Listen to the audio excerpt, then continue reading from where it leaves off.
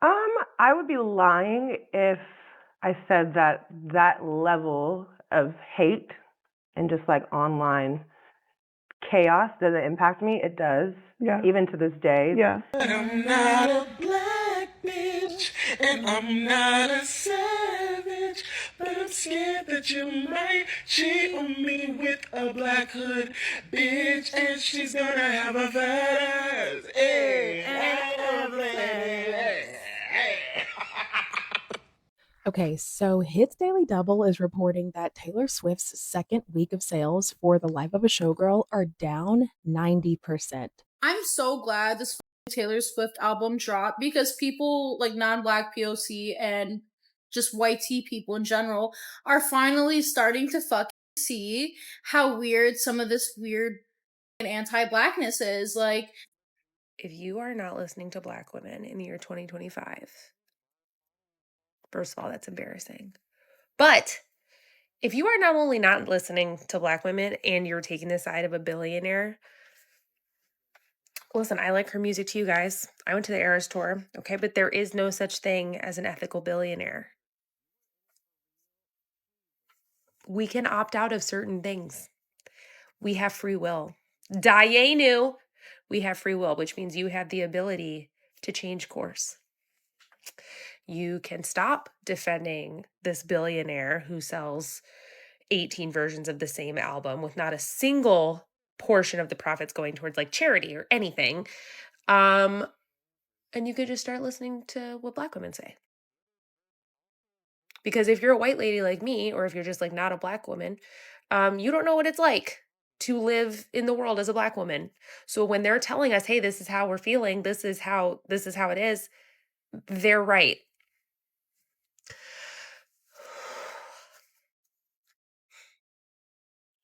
Taylor Swift's new album, The Life of a Showgirl, has just built and built on more controversies. Now, I have no idea why or what has happened, but the first week she had 4 point something million sales. But the second week, it's reporting that she's only going to have 394,000 or like 300, less than 400,000 sales. So I wanted to open this conversation to like, let's talk about this. Why, first of all, how do they know this? Secondly, how does this happen? Now, we all had to buy this CD or these album variants before we even heard the music. So it seems like people heard the music and then either didn't keep streaming it or didn't buy more copies of it. But I find that really interesting. I still have this CD. I haven't even opened it. So I don't know. I just ordered like a regular CD. I don't think it's signed or anything special. If it was, I honestly wouldn't know. But it does say unique two-sided poster on it. But honestly, like I really only like one song, and that's the Elizabeth Taylor song. And I do find myself singing Honey a lot just because I feel like she went into a gay bar and somebody told her her skirt didn't fit. Or and somebody told her like, yeah, she definitely was crying all the way home because of a gay person told her. A gay read her for filth. Um, but honestly, I'm sure like tons of people love it, but it doesn't seem like the first week reflects the second week of sales. So I'm interested to see what the third week of sales is going to be like, if there's going to be some like, jump or peak in it.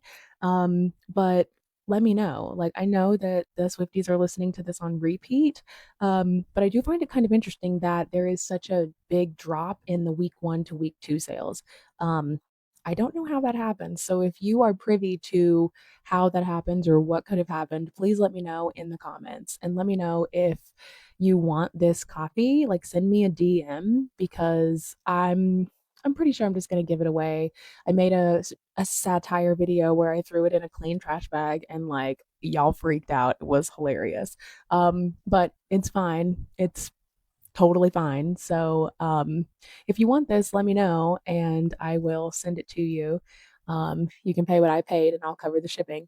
But yeah, I mean, she got what she wanted. She had her first week, her biggest week. So, she said if you're saying her name the first week, then you're helping. And we definitely said her name a lot. And we talked about the album, and we even reacted to the voice memos, which really upset a lot of people. But why has anybody else seen an artist have a very big first week, and then the second week their sales drop 90%? Because I'd love to like compare this to other artists who may have had really big weeks and then not so big second weeks, because we know the girl can she's longevity is not a problem, but it does seem a little weird that there is such a big drop in the sales. Let me know your thoughts. Let's have a conversation about this in the comments. Don't be an asshole or you'll get blocked. Y'all, Kirby said point blank, is you on our side or is you fake it? Oh, is you trying to leak our information? Ha! Come on. Is you a prophet or is you for profit? Is you on our side or is you fake it? Ha! Clock the damn T, Kirby! Clock it! This isn't about the album.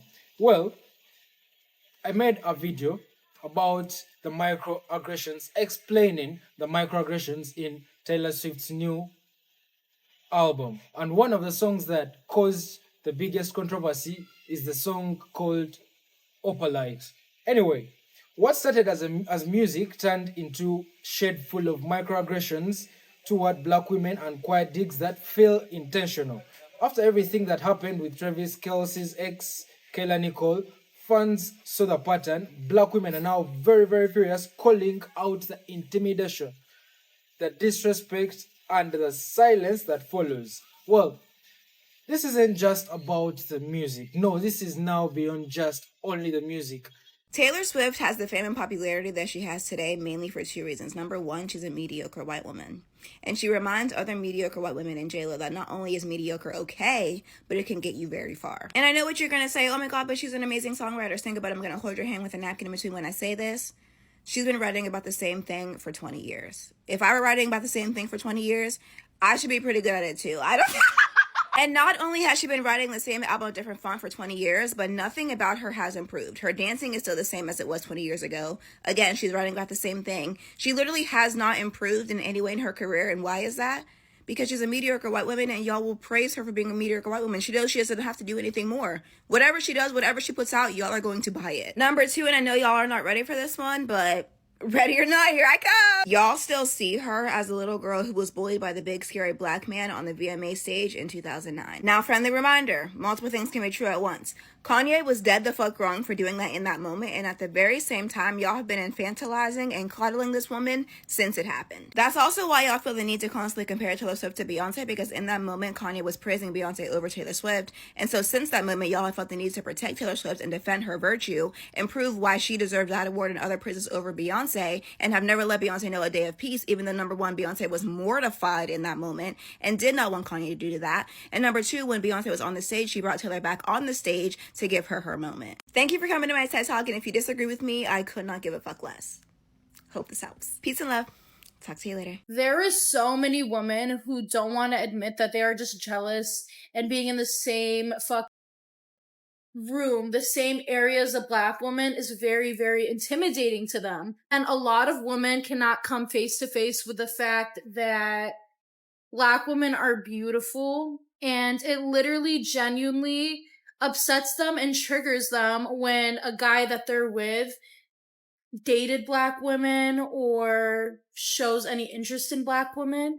And I feel like we see this kind of thing a lot with YT women who date black men. They are very, very intimidated by black women, hence why there's so much anti-blackness that usually comes from biracial relationships, specifically the YT woman. Because it'll be the most mid YT fucking bitch that has no ass, no nothing, hating on black women whose bodies are always fucking T, who always look insane, but they really believe in their head that the fact that they have a lighter skin tone, hence being YT, that they instantly win and that they're instantly the center of attention. They expect to be this way every time they walk into a room. And really, that goes for any woman that's not Black. I've seen it from every community. It's crazy how microaggressive Taylor Swift's album is. And it's so crazy because at her big ass age, with all the money that she has, she still wants to stick it to the Black women. There is a real control and a real ego issue with non-Black women and Black women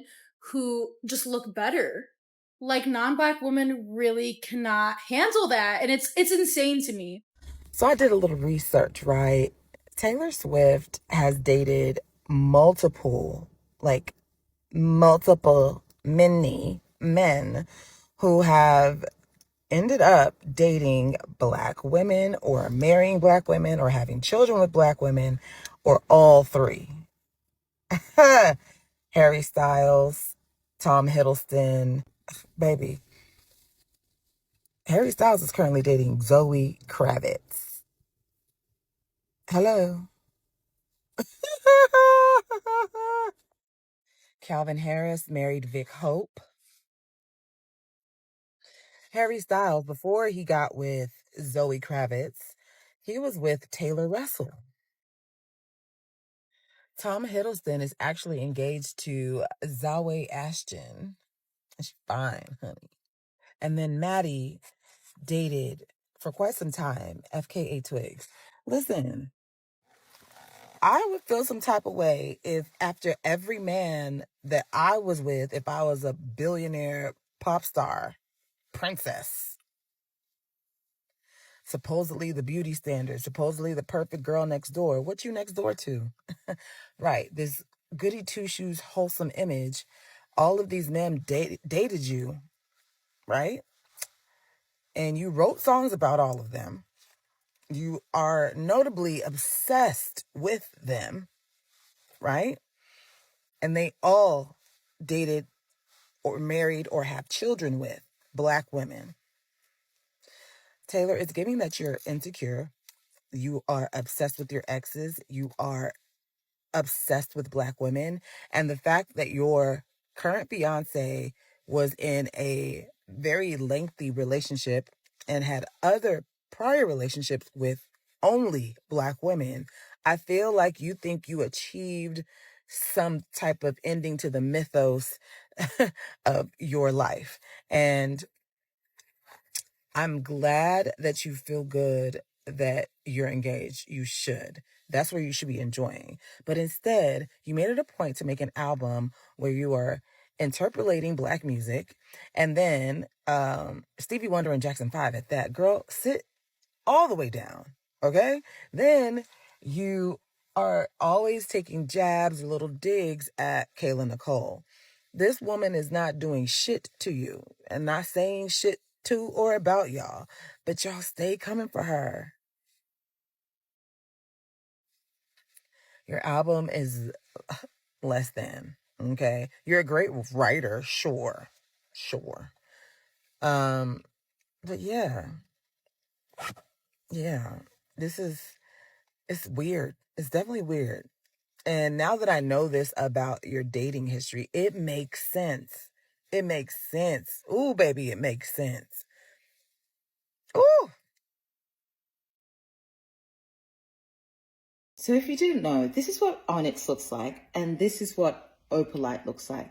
So which one is it? Is Taylor Swift this lyrical genius that has so many layers to all of the music that she writes, and she does it intentionally, or isn't she? So perhaps you can ignore it when she said she's not a bad bitch, and this isn't savage, and she's not a smooth operator. All of these things have racial tones. Smooth operator, very famous song by Sade. Bad bitch and savage. You know, these are words that Black women use to like guess ourselves up. And she's saying she's none of these things. So perhaps you can just be like, oh, it's just a coincidence. But then when she talks about onyx and opalite, onyx is black. Opalite is white. This is very intentional. And all because she perhaps feels insecure that her partner dated Black women.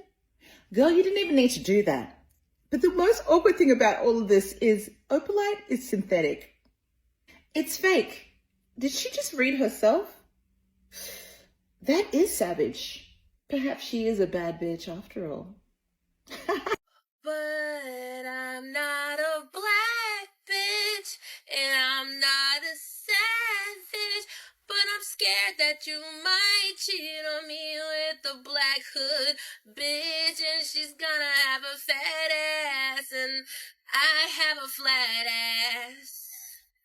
And I don't have no titties, but your last ex, she has some perky titties, and I'm a insecure white girl with a flat chest, thinking that I want a man that used to date black women, and now I'm taking shots, 'cause he's all that I got.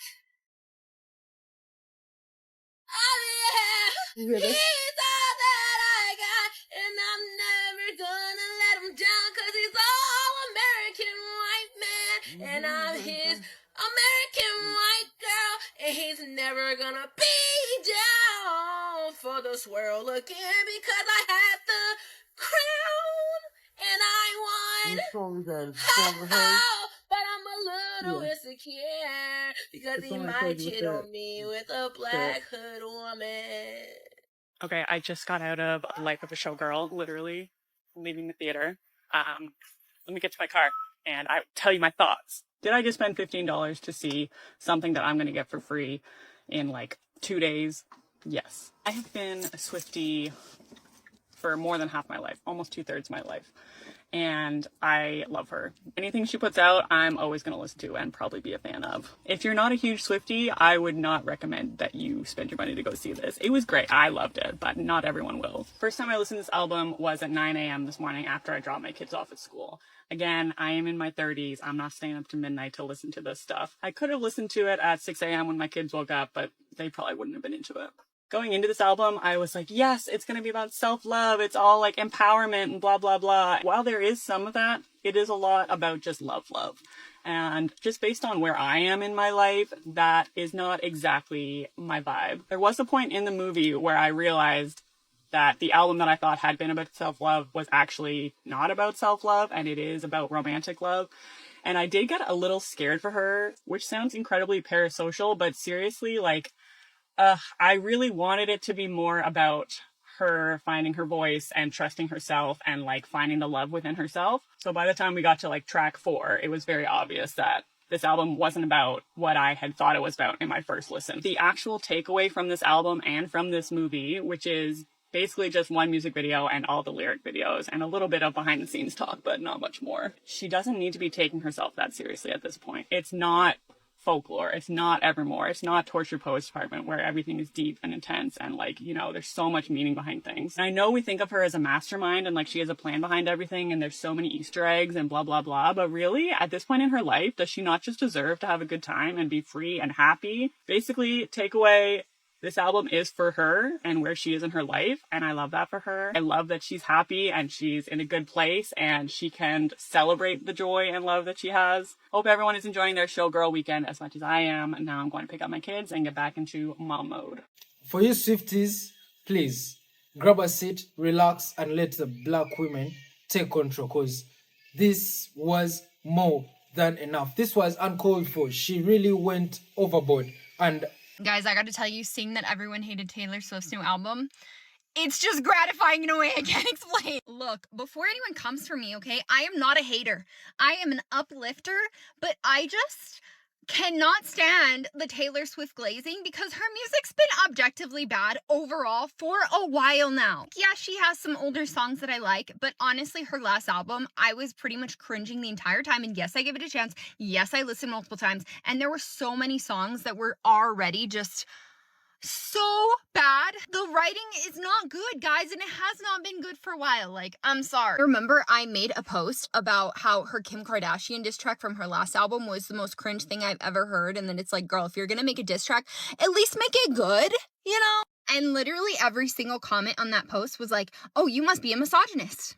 Because how could you not appreciate Taylor Swift if you are not a misogynist? I just could not believe. I literally had like 200 comments from people having a meltdown because they could not handle somebody actually critiquing her. She is a billionaire. She does not care about anything. The only thing she stands up for is herself making more money.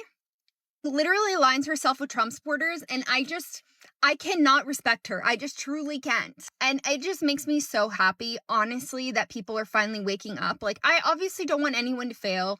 I would love for her to get it together and actually wake up and actually stand for something and actually use her fame for good. But the fact that she's finally being held accountable, and then I'm even seeing like the cult Taylor Swift supporters actually acknowledging how horrible this album that was written by a 35-year-old woman is.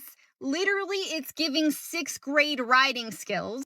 It just, I don't know, it really does, it lights something up within me. Life of a showgirl, more like life of a billionaire high school mean girl. I'm a concert photographer and I own a music publication, so I listen to a fuck ton of music. I'm not saying this lightly, this is the worst album I've ever heard this year. The very first time I listened to this album, I was gardening, so I wasn't paying too much attention to the lyrics. The production and the melodies alone made me turn it off. It was so terrible. Especially coming from Max Martin, you know, he's insane in the music world for doing Britney Spears, Backstreet Boys, Katy Perry. I needed more. But honestly, it's not even Max's fault, because then I gave it another listen. I listened to every single song on the album all the way through, and even the lyrics were bad. So I guess it's just bad overall. And before you Swifties come for me, I was a Swiftie before majority of you bitches were, okay? I have the tattoo to prove it. Honestly, the track about Charlie XCX shocked me even more, especially since it was a shitty diss track. Like, I don't know, if you're gonna make a diss track, like, make it good? Like, did Eminem and Machine Gun Kelly not teach us anything? Anyways, I was pissed off after a horrible Taylor Swift album, and then what pissed me off even more was I went online today and was trying to look and see what everybody else was saying about the album, and yet again, I'm just punched in the face with horrible music journalism. Music journalism has been dead for a while. That's why I started Hard Launch. We're a non-profit music publication and we reach across the US. We specifically like to spotlight artists that are reshaping sound, resistance, and storytelling. And me and everyone on my team are members of the LGBTQ community. I don't know, if it's bold and loud and gives a damn, we love it. And if it's not, we hate it. And that's exactly what this album is. So spend the day with me, let's write a terrible album review and then publish it. Without further ado, let's head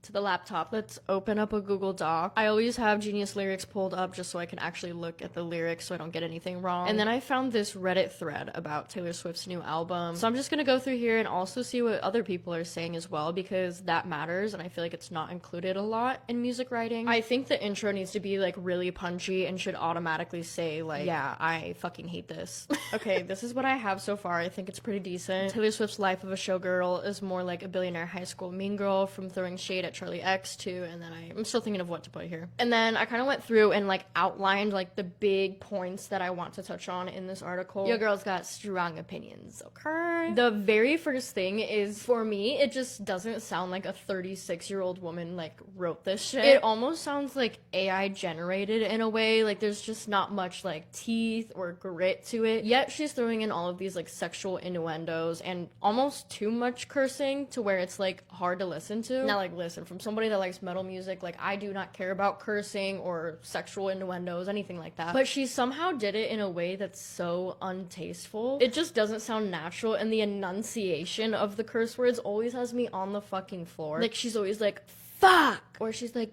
bitch.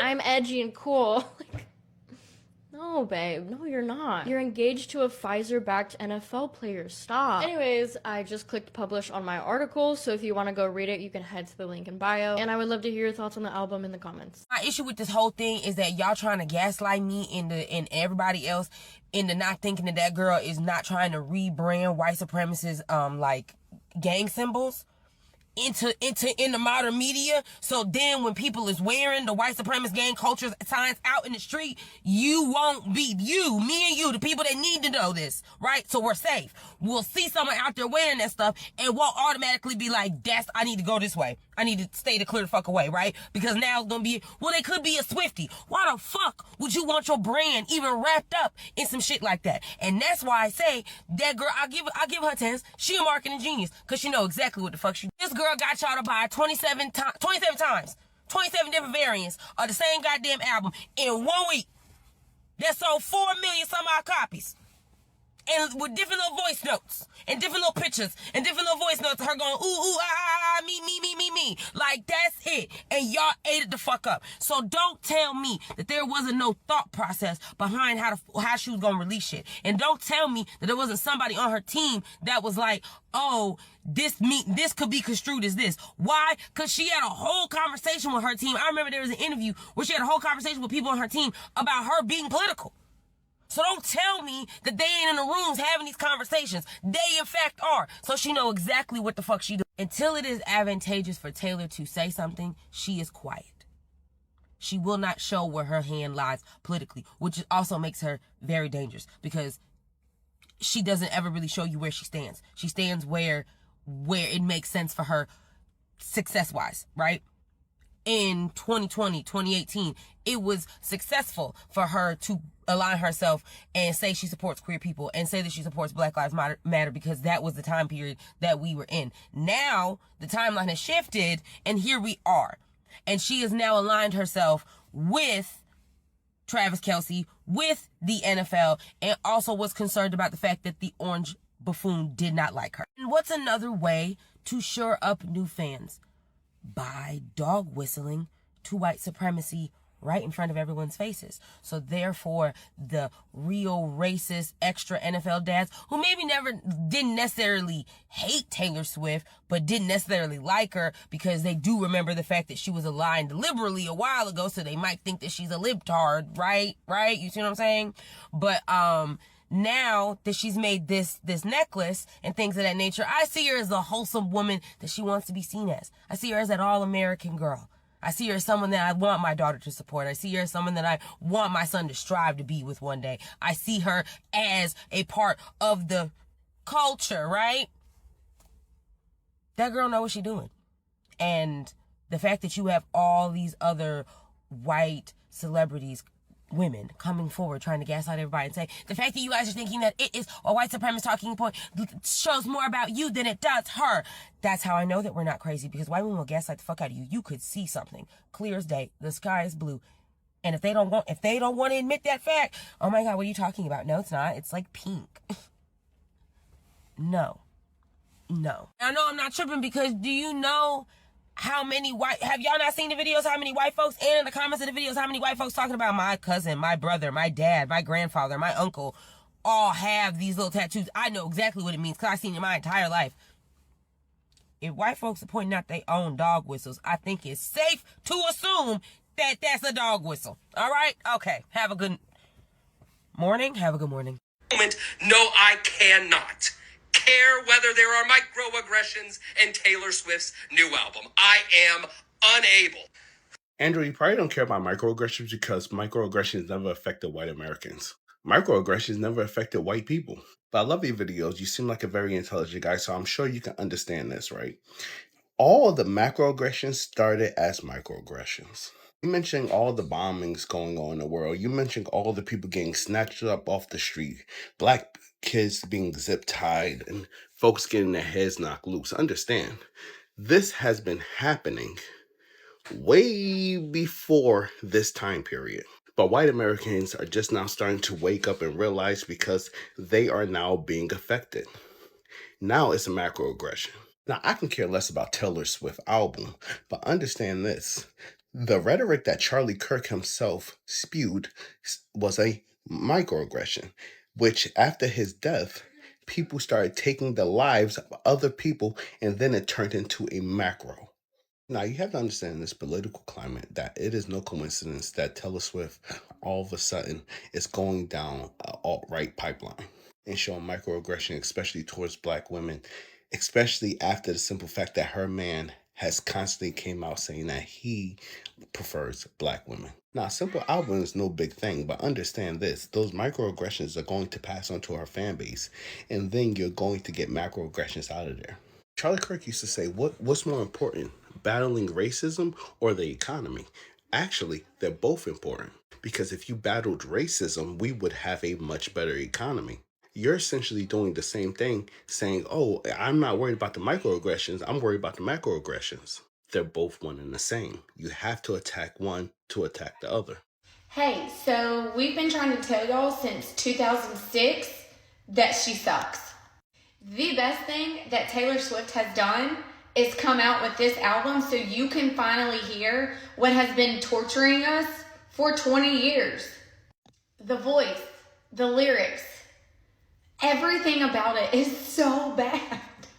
She is trying so hard at 35 years old to be another Sabrina Carpenter. Girl, you're not her. This isn't it. This flopped. Taylor Swift and the word sexy will never be in the same sentence. Taylor, girl, you're the only one in a relationship with Travis Kelce. We do not care. We do not care what his parts are like, okay? Nobody likes him like that, okay? Stop that. It's gross. It's literally like you took your journal and was like, yes, I'm just going to sing all the words from my journal and put it on an album. Everybody's going to love me because I'm Taylor Swift. No, we don't. No, we don't, babes. So Swifties, welcome to reality.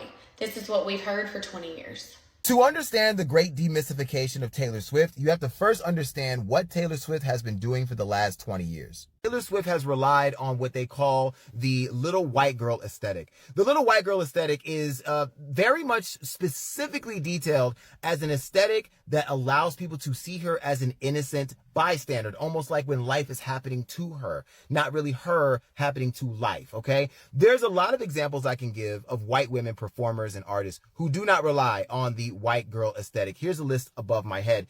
When you read this list, you'll begin to realize, wow, he's right. None of those women kind of portray themselves as the innocent little white girl. No, they are white women. And as their careers have gone on, they've presented their music and their image as white women. The little white girl aesthetic is hard to get out of, and that is what The Life of a Showgirl was designed to do, except it blew up in her face. But when The Life of a Showgirl came out, that entire aesthetic was shattered, and she wanted to be seen as a white woman, a mature white woman who gets dickmatized by a football player and who, has a life outside of just being this innocent view. Now, some will say, well, don't we want our artists to mature and have different viewpoints over time and grow in their perspective? The answer to that is yes, but there's a way to do it. There are so many artists that were able to transform their perspective and grow up in music. And one of the best examples is Tyler, the Creator. The way that he used to talk crazy back on his albums like Bastard, all the way to now on Chromacopia, and Don't Touch the Glass. Like, there is an evolution that you can do easily and be this person that can mature, but you have to do it the right way, because if you don't, you're going to alienate the audience that you created. The demystification of Taylor Swift came down to really two things: poor timing and poor execution. If she would have just done this differently and maybe had a different album, and I'm going to do an album review soon, and just really had a different theme overall, a different perspective, in a way that she could really curate more interest in this idea of shifting and changing from the little white girl persona, she would have gotten away with it. But the way that she actually went about it, it made it all fall apart. Tell me what you think in the comments. Okay, guys, I just did my first pass of The Life of a Showgirl, or as I like to call it, The Life of a Girl Getting Laid. I took notes. I definitely have thoughts, so let's get into my initial rankings. Number 12, Wishlist, and number 11, Father Figure. And I disliked both of these for the same reason. They didn't feel like Taylor to me. I think I need some time to grow with this Taylor that just says whatever she wants, which I love for her. At first listen, it felt more Travis Kelce than Taylor Swift to me. Number 10, we have The Life of a Showgirl featuring Sabrina Carpenter. Guys, this song sounds exactly like Cool from Jonas Brothers. The entire time I was listening, I was like, it sounds like something, it sounds like something. And then my friend was like, kind of sounds like Jonas Brothers. And it hit me. I was like, it sounds like Cool, Fate of Ophelia. Okay, this one, really good beat. The lyrics were giving me a little pick me energy. You saved me from a tower, honey, and ruined the friendship. Now, these felt to me like very good, like driving road trip songs. Number 6 for me is Eldest Daughter. Now, I expect this one to climb the rankings pretty soon. I'm an eldest daughter myself, so there were definitely a few lines in there that I caught that I was like, pain. But I need to give it a listen on my own and possibly cry to it before it climbs up the rankings. 5, we have Opalite. Gonna be honest, don't remember this one either. My notes say it's a good beat, very lighthearted, not memorable at the moment, but it sounds like a good road trip playlist energy. And number 4, we have Actually Romantic. Guys, I didn't even know Taylor and Charlie had beef, and I definitely didn't think they had enough beef for Taylor to write a diss track, but the moment I started the song and I was reading the lyrics, it is so obviously about Charlie, I'm actually like shook. Number 3, we have Wood. Now, it was a good beat. It was fun. There were a lot of puns going on. It was giving me a little bit of Sabrina Carpenter in there. And number 2, we have Elizabeth Taylor. I loved the up and down of it. Instantly, the beat drop was good. It had this like dark Reputation-esque beat. And I was like, yes, girl, you tell them. But my number 1 has to go to Cancelled. Oh my God. It's 1000% about Blake Lively. He really said, I will defend women's rights, but more importantly, I will defend women's wrongs. It was different. This song was different. I feel like she had something to say, which I don't think I can say for a lot of the other songs on the album that have more generic storylines. But again, I have to listen to it again. This is just everything based on my first pass. Yep, that is my initial rankings. When Taylor Swift sings Sleepless in the Onyx Night, but now the sky is opalite, her metaphor is using the black is bad effect, and here's why that's problematic. Research has found that people associate darker skin with negative personality traits, and that partially has to do with the cultural understanding we've given to the meaning of certain colors. Research has also suggested that when we simply hear about something evil done, we're more likely to associate that act to someone with darker skin. And that implicit assumption is made even though the original reason why we associate black with badness has nothing to do with race. The association with darkness as being bad spans multiple cultures because as humans, we tend to portray villains as being more active in the nighttime because it's dark at night. We can't see shit. That's also partly why we're afraid of the dark, because we're deprived of one of our senses, sight. This association with blackness as wickedness was one of the core components of justifying the transatlantic slave trade. Enslavers saw black people as less than human and inherently wicked just because their skin was darker. And it's important to note that the transatlantic slave trade is in reference specifically to the traffic of people from sub-Saharan Africa, and sub-Saharan Africans are more likely to have very dark skin because it's a genetic adaptation to deal with high UV radiation at the equator. And keep in mind, we're talking about the 1800s, so this is before the mass intermixing of cultures that we know today. These stereotypes are still used in American media when dog whistles like the word thug are used. Onyx is also a word that at times has been associated with dark black skin specifically.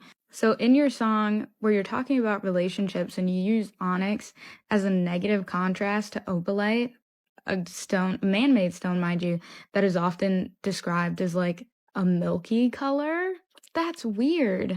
Especially when you add this in with the context of Travis Kelce's past relationships with black women. And also when there are lines on the songs that can be interpreted as being referential to his ex-girlfriend. When you consider this within the broader picture that this was said on an album where she also says, "I'm not a bad bitch, this isn't savage." Bad bitch is a term that was created by black women as a response to the over-sexualization of black women. The term bad bitch in itself is combating misogynoir and a reclamation of sexuality. When you're using that as a negative to hold yourself up as a better alternative to that, that's really alarming and problematic.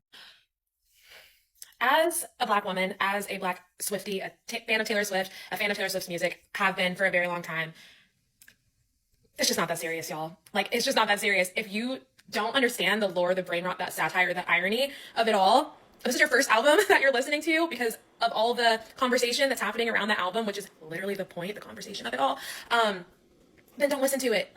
You guys are scaring me. You guys are actually scaring me. And I'm not shocked because it happens every single time an artist like Drake, for example, tries something new with their music or is trying to prove a point or see something within their music that just goes over most of y'all's heads because you're not even trying to listen. You're not even trying to get it. You're just like, wow, she said this, so that's my progression. And she did this, so that's it. And listen, if I am so wrong, if this ages so poorly, I will hold my hand up. Until that point, if you don't get it, if you don't get the lore and she said this because of this and that's why she said this and you don't get the whole point, and you're taking this album at face value, which is exactly what she wants. You're falling right into it. The whole conversation, wow, she's so white girly pop and she's so this, if you don't get it and you can't even just enjoy the songs and you don't have to listen to it, just turn the album off, turn the TV off. Taylor Swift just dropped an album, and I think Swifties have to admit that this was not her best. This album did not land well at all, and you can still be a Swiftie and admit this was not it for many reasons. For one, the album is very tone deaf, extremely tone deaf. There's hella microaggressions in the album, and it just doesn't sound good. It does not sound good. So before I get into the tone deafness of it and the microaggressions, I feel like Taylor Swift was influenced or inspired by Sabrina Carpenter, right? Sabrina Carpenter, she does sing in her songs, but she does a lot of talk sing where she's just talking. The lines are very simple, short, and it works for her. Raunchy, it works for her. I feel like Taylor Swift tried to do that, but that is not her sound. And it just came off, especially with the beats, the melodies, it just came off theater. Is this a Taylor Swift album or am I listening to Hamilton? Okay, obviously not all the songs, but enough for me to make that observation. Now, some of the messages in the songs, the lyrics, they just were not a hit. Okay, I think we all can admit that Taylor Swift has privilege as a white woman who is a billionaire. Okay, who the president is does not really impact her life. So I think there was some tone deafness, especially with the song Canceled. I Like My Friends Canceled because she hangs out with a lot of MAGA supporters, right? And I just don't think that was good. You're basically saying I don't give a damn that they support MAGA. I like my friends problematic. I like them to support genocide and racism because it doesn't affect your life. And one of the things I did not like is that people were saying she endorsed Kamala Harris during the election. No, she didn't. She said, I'm voting for Kamala Harris. I encourage you to do your research and vote for who you think is the best choice. No, an endorsement is saying, I'm voting for this person because of XYZ. You should too. So I just think there's a lot of tone deafness in that song. Then the microaggressions. I'm not a bad bee. This isn't savage, whatever. It gave very much, I don't know if you're insecure about the fact that your man, his past relationships, his past girlfriends don't look like you. Like he has a history of dating strictly women of color. And now he's with like a very white country girl. Like, I don't know. It just gave, a lot of the lyrics gave microaggression towards women of color. Like, I know I'm not like what you used to have. I wasn't feeling that. And lastly, I feel like, some of the lyrics were a little bit immature, okay? You're in your mid-30s. You don't need to be talking about high school prom, nothing childish anymore. You have enough songs reminiscing, okay? I feel like a lot of artists who have been in the game for a long time have this problem like Drake. Like, why are you 40 years old talking about sneaking in a girl's college dorm room, right? Like, your lyrics should mature as you grow and experience different things in life. It's okay to reminisce, but you already have a hella songs like that. I don't know. The album just... I'm not a Taylor Swift fan, period. But y'all be saying that she's up there with Beyonce, and it's just not giving that. To my fellow Black women who were once Black girls that grew up in suburbia, if you are now coming to the realization that TS is problematic, let me just take your hand real quick. That girl that you call your bestie, the one that's not racially identified as you, but swears that she understands the struggle because you're both women, she's not your friend. She's not your friend. It's time to change your circle. If you realize that she has peaked in high school too, and she's almost 40, still talking about stuff y'all did in high school and has not evolved, sweetheart, she is your TS.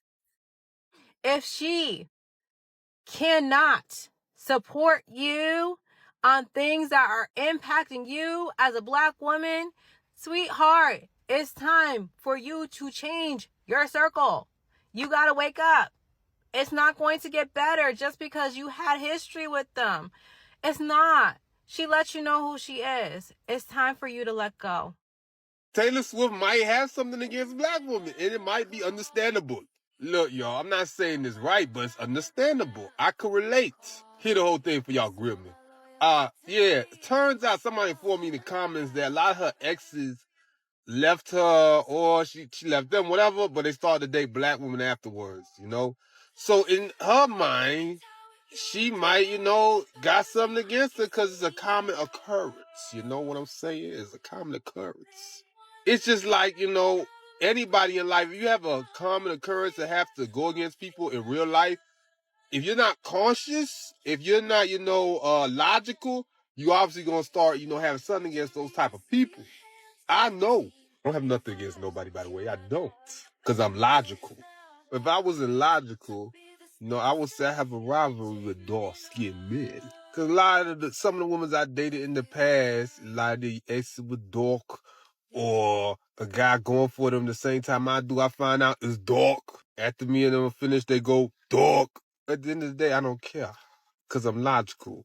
Me and dark-skinned brothers, we cut from the same cloth. We're both Black at the end of the day. And if they want to go dark, they could go dark. They low light, they go light. I'm going to live my life. And if it's true, like I said, with Taylor Swift, she just got to find a man that really likes her for her. Like, find a man that really likes slim, blonde, and Blair women. That's all. Like, there's some guys there's some billionaires that's like that. But some people want a challenge. Some people want to, I could show that person that my rivalry, I could outdo them. I could show you ain't all that. So maybe it's that. But if that might be the reason, Taylor, come on. Maybe you go make our lead Travis Kelce. I'm sure there's some quarterback or some player in the NFL that's really into blonde women, and they'll love you and you don't have to be insecure. At the end of the day, if any partner you with make you feel insecure as a man, as a woman, you should leave. You should leave.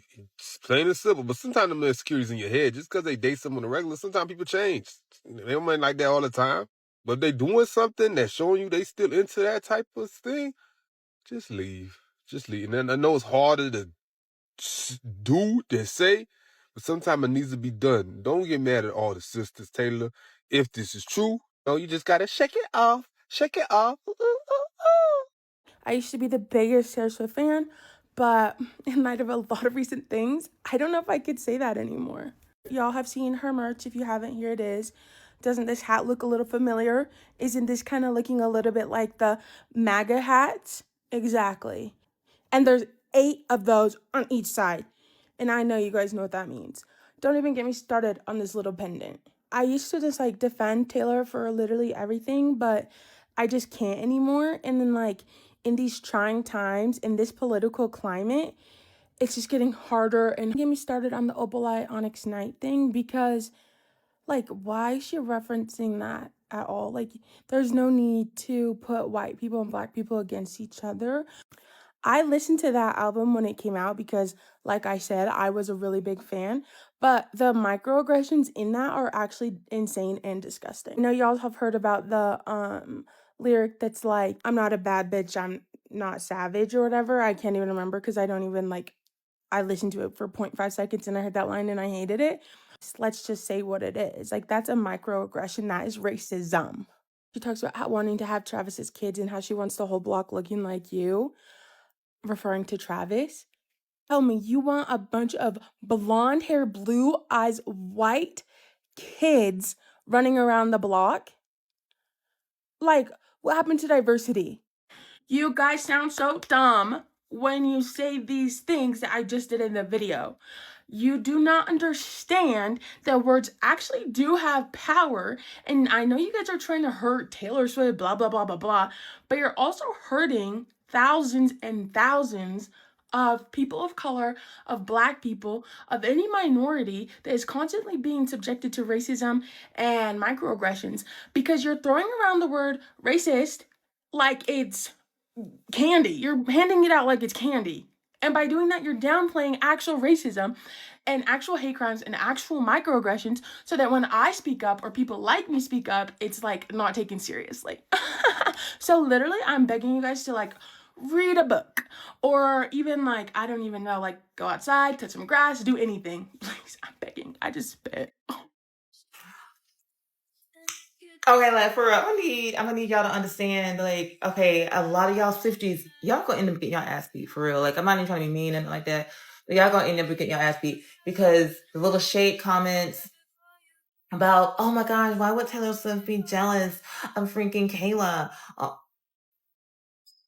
Me being, 40 years old, back in the early 2000s, baby, I had the white dudes on lock, all right? And the jealousy and the hatred that the white women be do, black women. I know y'all always hear about, of course, black women, black women be hating on white women and this and that. And yeah, there are some that do. Hell, I haven't had a moment where I was like, F all white women. Okay? I'm looking up. But I got past it because it's not really the white woman. I ain't gonna say all that. Let me stop. Let me just focus on the conversation. So they're like, well, Taylor Swift is a billionaire and she's this and she's that, but yet, okay, true, right. Listen. Taylor Swift is a billionaire. She's a white woman. She has, what's that dude's name? I gotta write his name down. Travis Kelce. Okay, she has him. Why is she even throwing shade? Girl, she not even thinking. She just had a freaking moment on stage. I mean, representing for all the brown girls. You know what I'm saying? So like, white women hate towards the black women just as much as the black women have their disliking for the white women. Okay, it doesn't matter if Taylor Swift is a billionaire. It doesn't matter if she's Taylor Swift. She still has a little bit of animosity. She doesn't like the fact that her boo, has an ex that is a black woman. Do you think that she would be like this if he had an ex who was a white woman?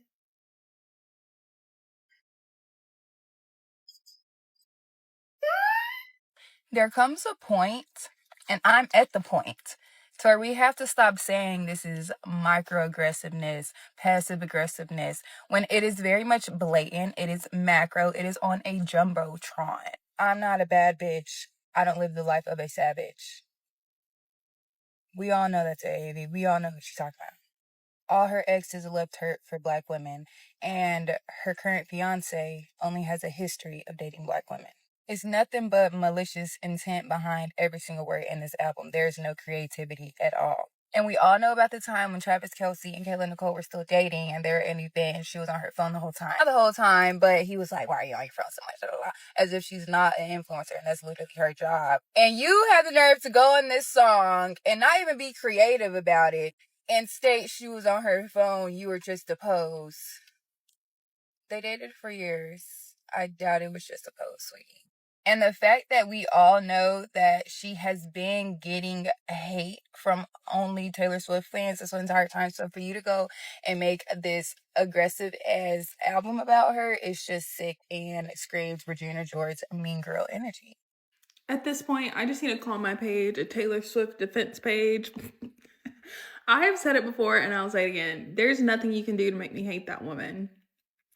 But I have also seen people coming on here saying that Taylor Swift is coming at Kayla Nicole because on the song Opalite, she says, you were in it for real. She was in her phone.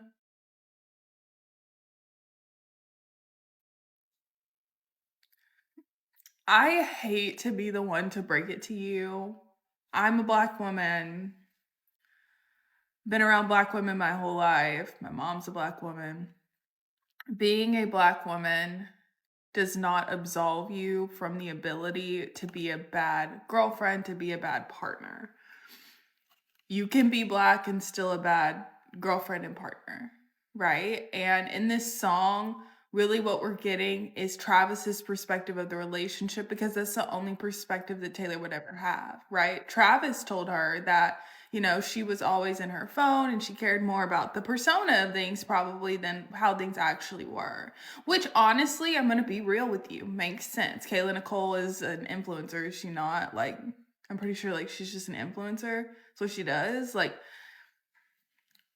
okay, yeah, that makes sense. Do you know how many influencers have gotten divorced from their partners because they can't stay off their phone? They can't keep their relationship private. They can't, you know, show the real things. You know how many times that's happened?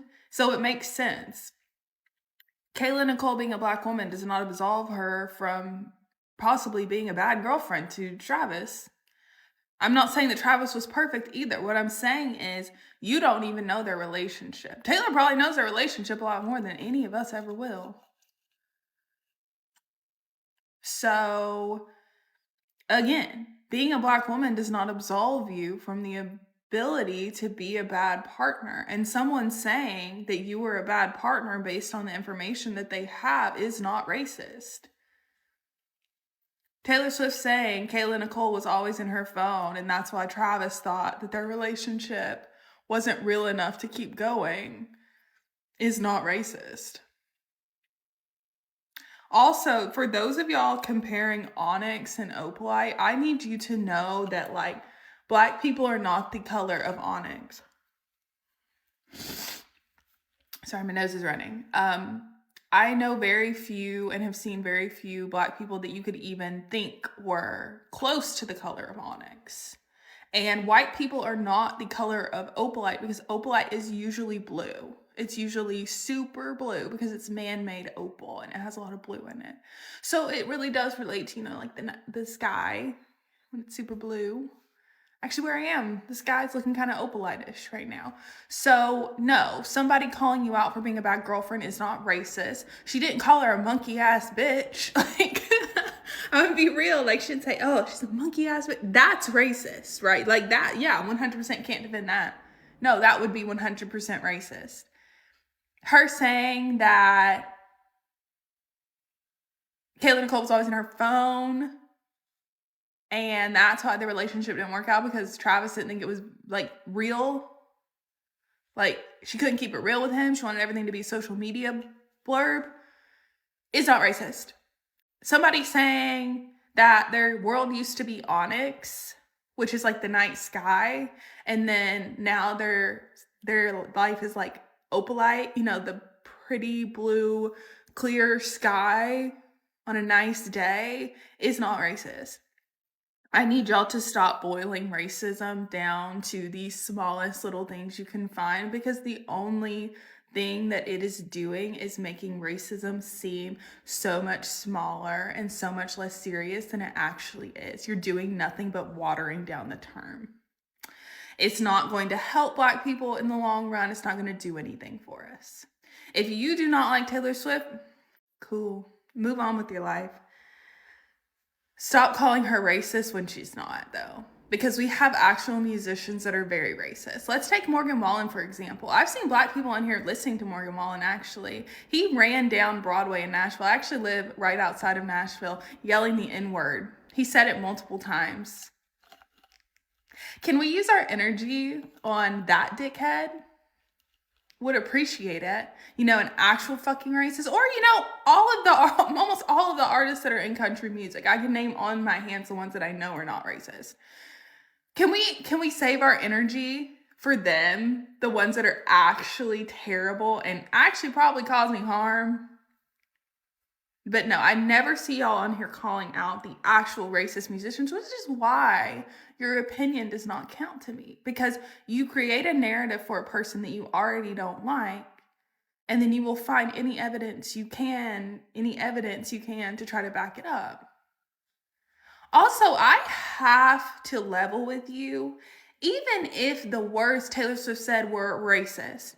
Have y'all seen our government right now? Have y'all seen what is going on in our government right now? Have you seen the actual blatant racism and how it's harming Black and brown people in this country right now because the government is actively, you know, being extremely racist? Okay, so yeah, I will always be a lot more concerned about that than I ever will about somebody comparing the stone onyx to the stone opalite to describe their life as being dark and sad at one point, and now it's bright and sunny now.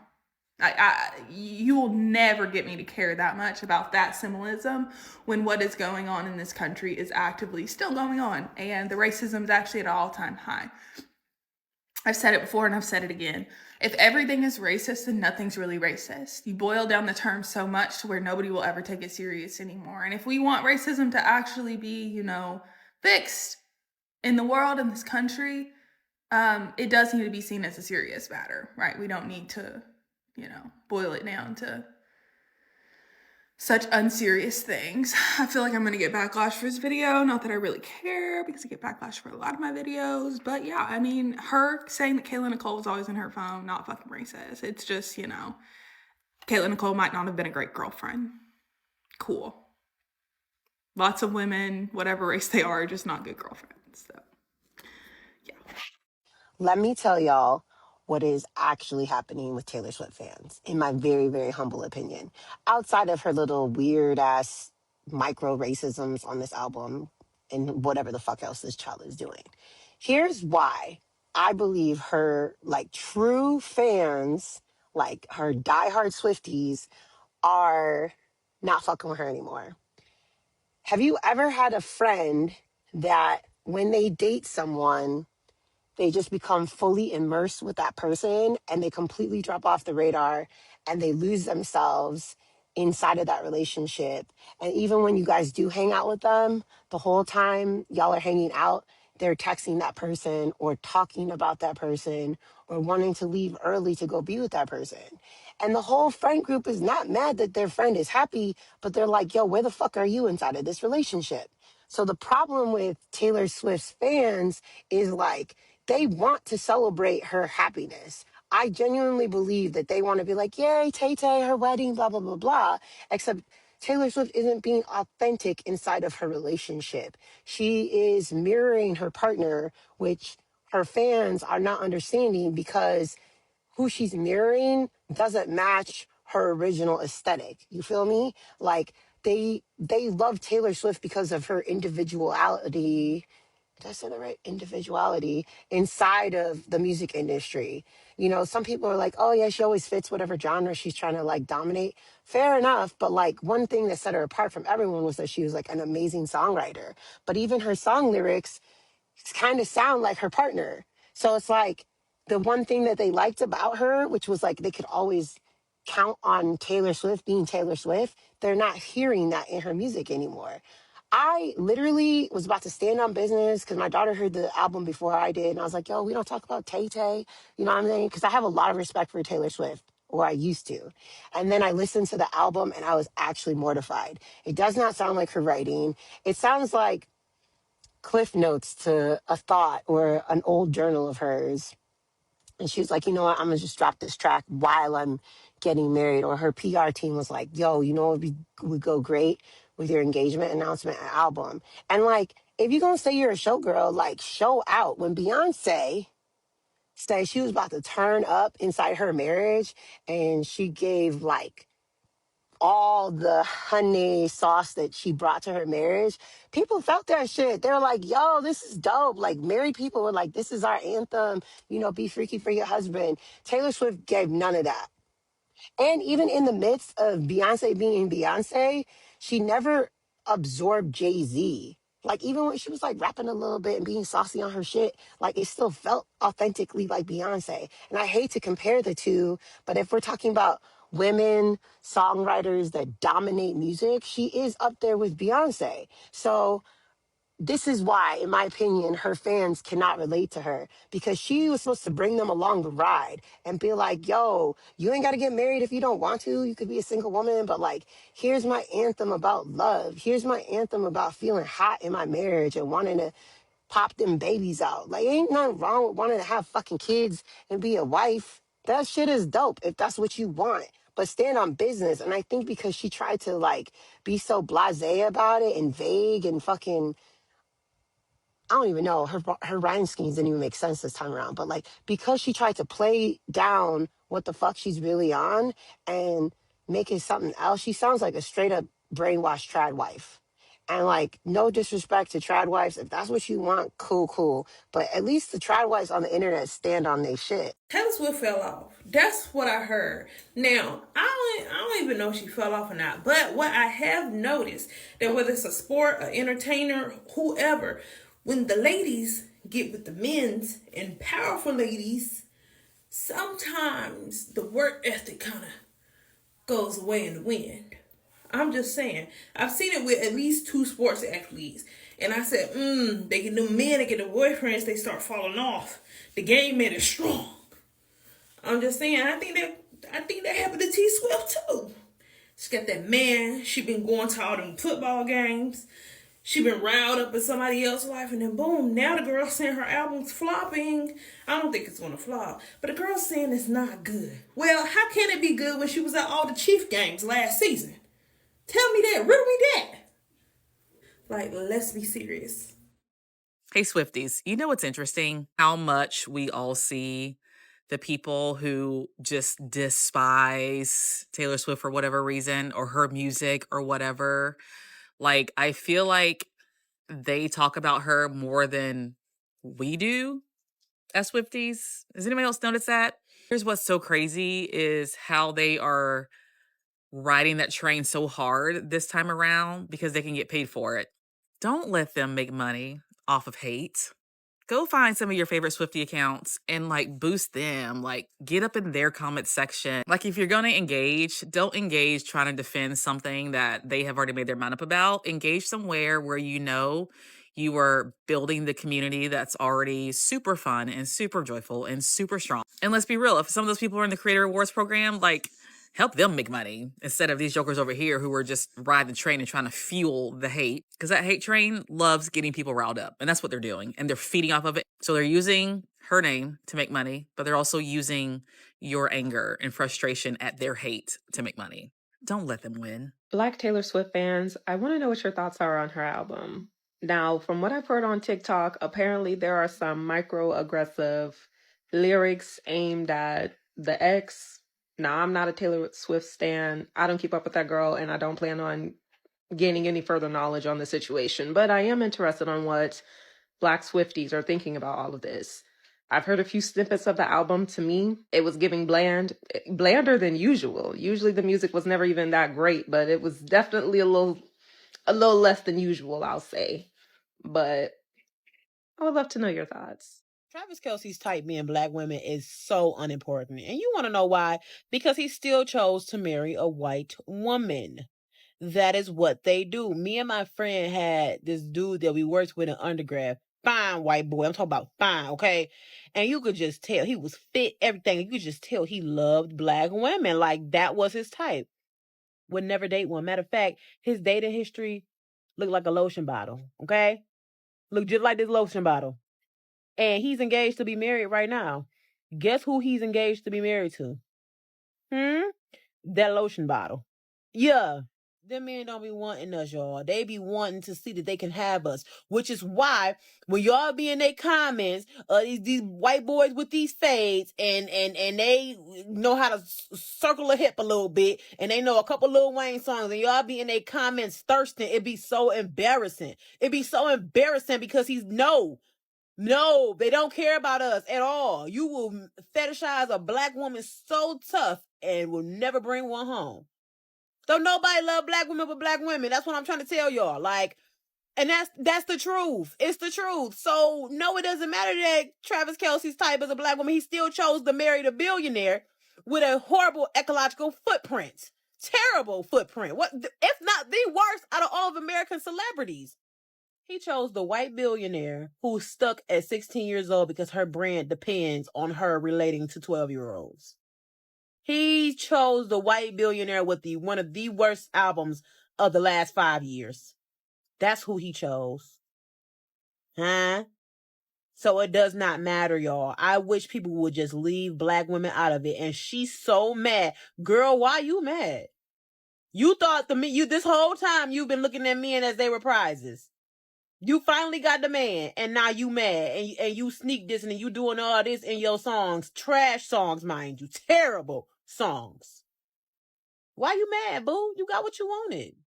I am not surprised that that album was a flop, and I am not surprised that her fans are waking up. Think about it. This is a woman whose image and personality has been meticulously curated for 15 plus years. And no matter how good or bad her lyricism is or was, the truth is the depth of her art has always been shallow. This is the year. If you have something to say, if you are an artist who has a perspective, this is the time to share it. Her perspective on the album is showing. It's more me. No mentioning of what's going on with everything in the country and the regime that is in charge. Nothing about ICE going into these cities, abducting her fans who spend money on her music. Nothing about the little kids over in Palestine who are getting bombed out. Nothing to say about Trump directly. This would be her opportunity to do it, but she didn't. Why? Because she is a billionaire. And what you are seeing is the brand being exposed.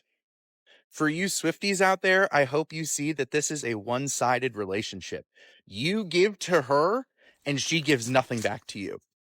Black women are now furious, wondering why they're always the target when they stand in their own truth. Simply in their own truth, in their own bodies, feeling the melanin. But you white people just won't let it.